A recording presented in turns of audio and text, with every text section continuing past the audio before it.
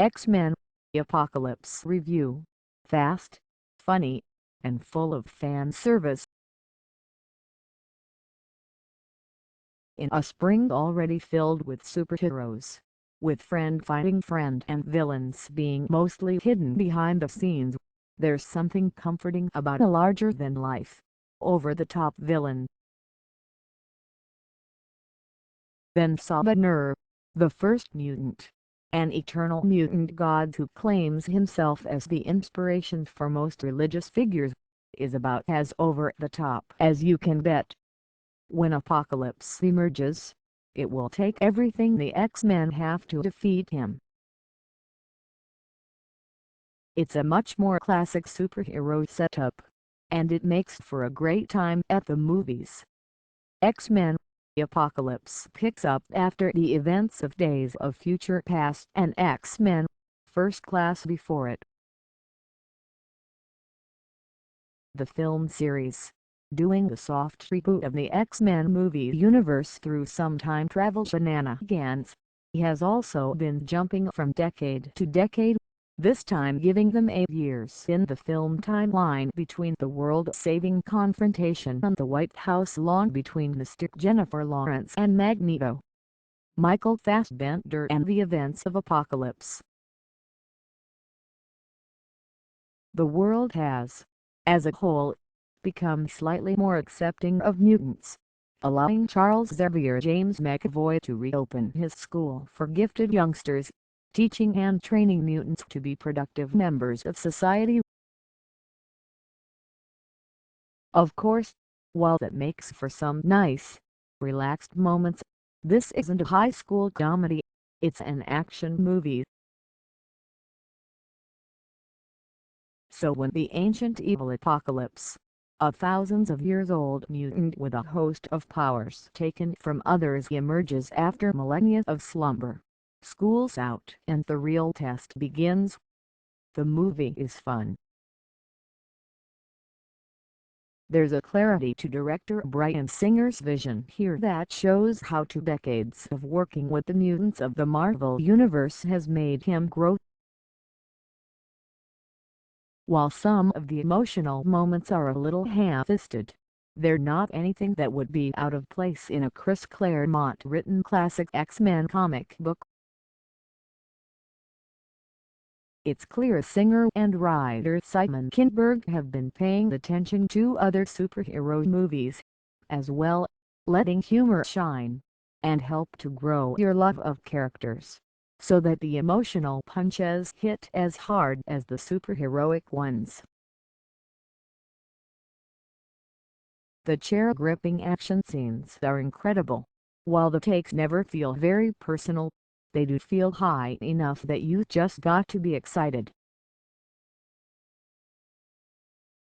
Yes, Apocalypse takes control of some mutants that are traditionally heroes, but when it counts, you're watching heroes battle a big, bad villain, and it's easy to just cheer for the good guys, which is something all of the versus and wars can miss sometimes.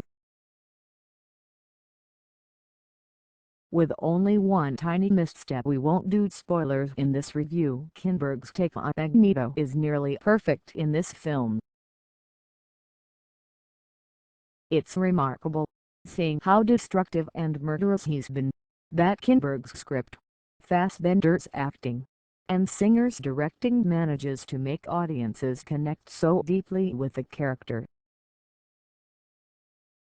Here's a guy we literally watch massacre others right there, on screen, but still hangs on to our empathy so completely. In the end, you just want Magneto to be stronger, to be better, and to follow the lead of Xavier.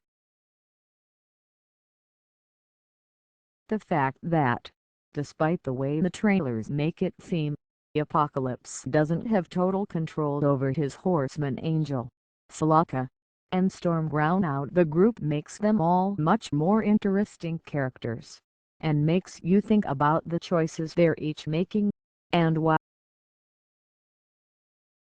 Quicksilver, after a bonkers debut scene in Days of Future Past, returns to completely steal the movie once more. Other superhero movies can probably just stop with speedsters for a while, because no one is beating Quicksilver in X-Men: Apocalypse. He gets to speedy scenes this time around, with the first, the real marquee moment, ramping up the one from the last film by a factor of about 10. There are moments of true heroism, the sort of speedy intelligence, and of course his sense of humor throughout it all. The unique way of showing both his speed and the way his mind is actually moving even faster than his body is so ingenious, it must be nearly impossible to not copy by other filmmakers. I can't just hear the folks working on other speedster films collectively going, well, crap, when watching this scene. Quicksilver's motivations and emotional arc may be even better than his jaw-dropping action. Pietro, thanks to his sense of humor, willingness to help in the face of seemingly impossible odds, and emotional connection to others, and the audience really becomes the X-Men's Peter Parker in this film.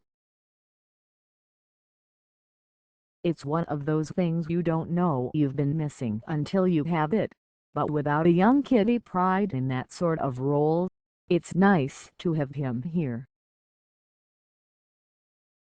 The other young stars, playing younger versions of previously established Nightcrawler Cody Smith-McPhee, Cyclops Ty Sheridan, Storm Alexandra Shipp, and Jean Grey Sophie Turner, are universally great.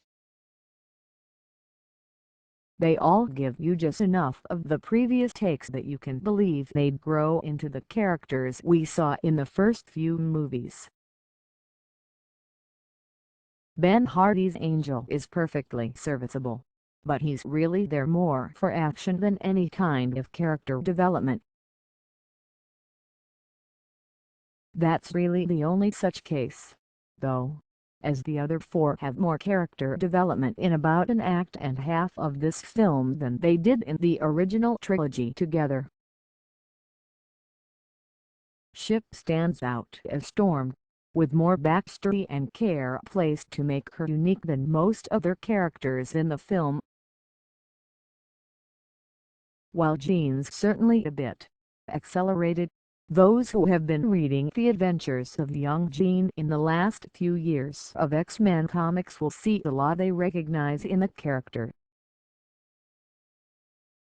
Nightcrawler is another standout, and while he doesn't get a full arc to speak of, he's intriguing and exciting. Smith-McPhee has an innate charm that just made me happy to see Nightcrawler on screen whenever he was. Ty Sheridan's Cyclops is a little more brash than the stick-in-the-mud stereotype. Oscar Isaac's Apocalypse is pretty much exactly what he needs to be. While you don't necessarily empathize with him or his motivations, you certainly see him as charismatic and godly. It felt like the aloof nature of the character and his performance was purposeful. Occasionally, he'd talk directly with a mutant and try to guide them along, like a slightly condescending parent. Apocalypse truly believes he's fair above all others, and that shows. The final standout of the film we're not going to spoil here. Let's just say that tease at the end of the final trailer is insanely well paid off, and will leave you more excited for that character than you've been since his debut. X-Men: Apocalypse has a lot of action, balanced with humor and emotion that make you think of more than just when's the next superpower.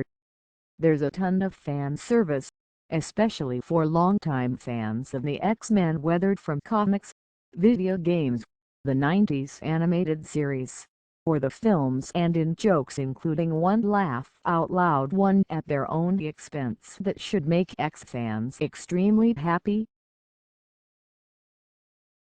From the climactic battle all the way through the final scene of the movie, My inner 10-year-old was screaming out loud.